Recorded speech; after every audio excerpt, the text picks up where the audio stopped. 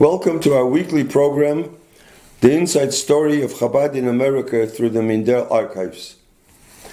Now, today I want to say that Rabbi Mindel was a big Baal Mesuder, extreme Baal Mesuder. He kept every letter from 1940.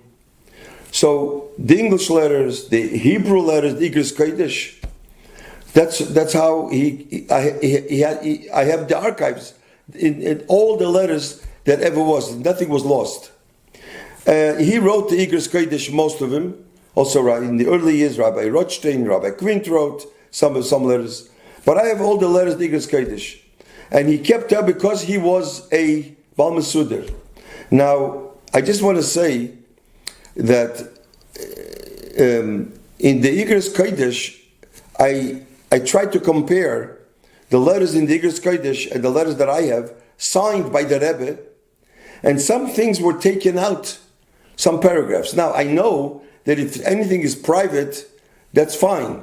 But certain things that are mamish ahiroes, I don't know why it was taken out. I don't know. Because the original letters that I have, the letters are there. I don't know why it was taken out. Maybe the Rebbe said to take it out. I don't know why. But it shouldn't. There's a lot of heroes there that the letters are not the way it was written to the people.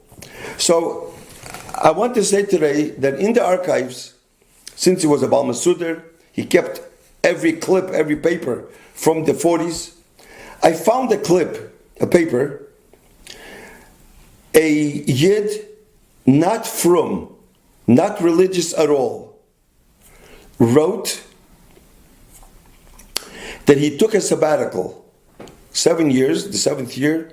That year, he said he's not working, and he is going to devote to find out what are Chassidim, what are Rebbes. There's the Lubavitcher Rebbe, there's a Gerer Rebbe, there's a Belzer Rebbe, there's different kind of Rebbes, there's Misnagdim, there's Chassidim, and he wanted to a whole year spend time to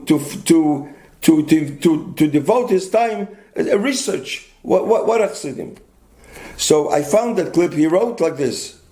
First he came to the Kloisenberger Rebbe, the old Kloisenberger Rebbe. He looks holy, long payas, a long beard, and he observed the way he went to daven to pray. He went to daven every day. It wasn't exactly to the minute.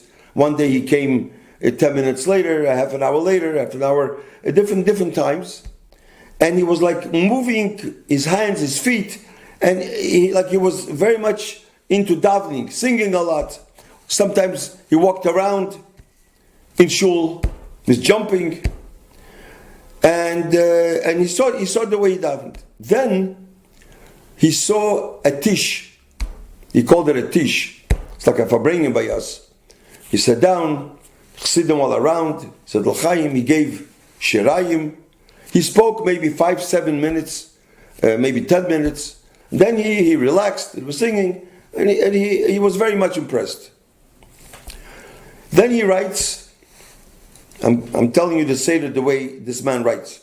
He went to the Satmarer, the old Rabbi Satmarer. He saw thousands of people, much more than the Kloisenberger. More or less the davening, more or less the tish the same way, shirayim. In the middle he saw the Satmarer Rebbe fell asleep. Everywhere sitting, he was sleeping. He was more or less very, impressed. He writes he went to Bobev, the Bobev Rebbe. Those days they were in Crown Heights, I guess. A little modern, he writes, because they took care of the clothes, made sure the clothes are clean, more clean than others. They didn't have white socks, some of them. But on Shabbos, he saw something different. Like 4 o'clock in the afternoon, the Bobev Rebbe came out, and he was throwing apples to people. He said like a baseball. That's what he writes. And whoever caught the apple, he saw was a lucky man. maybe this is a blessing. This is what he observed. Then he said he went to Lakewood, he went to Telz. These are already Litvish. A lot of people there, they're not Chassidish, no beards. Only the head of the yeshiva had beards. There was no tish. Each bacher in the yeshiva had a stender. And he observed, they davened, wasn't that much singing.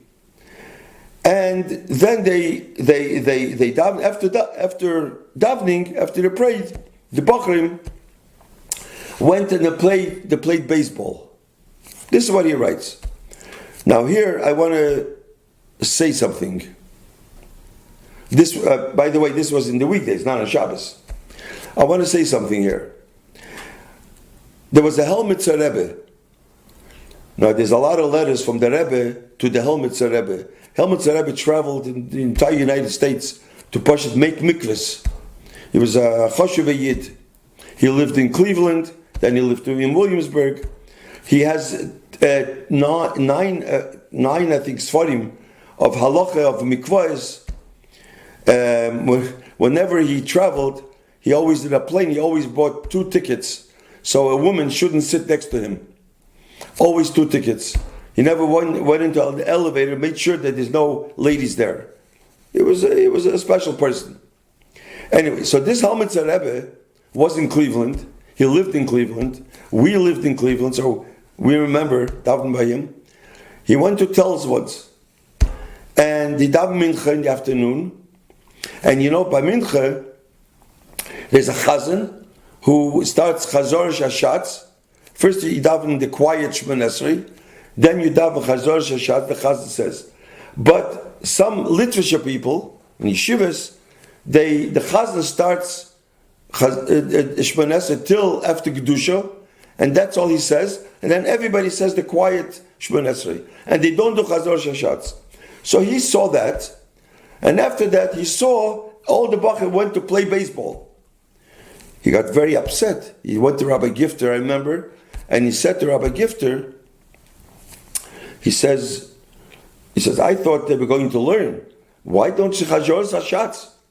And especially after they have recess, chazor shashatz they have to have. But this was their minhag, that's chazor shashatz. This is the Litvish minhag, some yeshivas, some type. This is what happened. So I just want to say as a Maimon HaMuzgir. Also, he writes this person. He went to Eretz Yisrael. He was in Ger. He was in Belz, in Vishnitz. Also, he saw the same Tish. And when they sang L'chaim, the Ger Rebbe, like thousands of people, so L'chaim, L'chaim, L'chaim, L'chaim, L'chaim, and everybody sang L'chaim. He didn't speak much, but the Belzer Rebbe did speak, but he looked into a paper. And he spoke from a paper. That's it. That's what he writes. Now, he says, when I came to 770, I observed a different picture. This was in the early years. 770 was upstairs. There wasn't a shul downstairs. There was upstairs a shul, the small zal, where the Rebbe davened. Downstairs, when Shabbos Mavarchim, when the Rebbe verbringed, it was open. They had a sukkah, but it was no shul. So Friday, some bachrim put a canvas on top to cover that maybe it shouldn't rain in, and it was cold. That's how the Rebbe used to verbring in the early years. So he said they put a canvas. He saw different than other places. Then the Rebbe walks in, he writes, he doesn't look holy to me. But when I looked at him, his eyes were very, very sharp. He went into his tender, no movement, not much movement, didn't make a fuss of himself, looks very humble. Came in every day, the same time, to Mincha, to Ma'ariv, and was very strange, he writes, when he looks at people, sometimes they all bend down. He says maybe because they couldn't look in his eyes, he doesn't know why. This is how he observed. Then he saw a Farbringen. He was there Shabbos, and he was also in a Farbringen when the Rebbe used to Farbringen in a hall. I think it was Yud Shvat maybe. He saw thousands of people, and the Rebbe speaking for hours and hours and hours. So first Sikha spoke an hour, maybe more than an hour, everybody was quiet. And then everybody was saying L'chaim. People were stretching out their cups, and the Rebbe, in between the talk, he says, and each one, he says, he would get tired moving his head. Thousands of people, everyone, as soon as he said L'chaim, they drank the wine, that's all. And he looked at each and every one. And he didn't start speaking until everyone finished saying L'chaim. In the meanwhile, they were all singing. That's what he observed.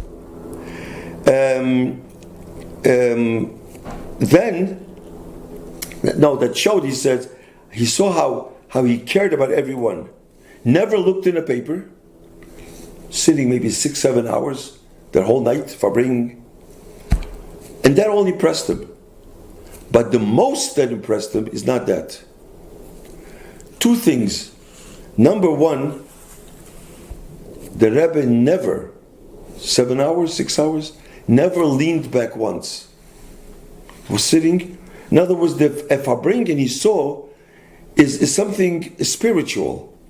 It wasn't like other Rebbes that leaned back, they relaxed. This is what he said. This is what impressed him.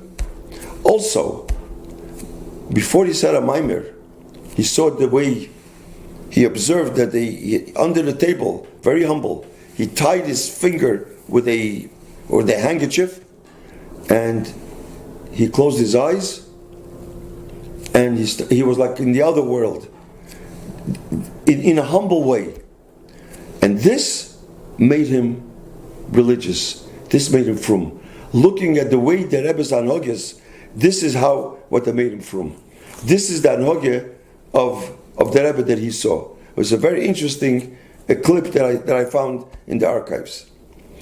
Now, I want to finish off with a short story.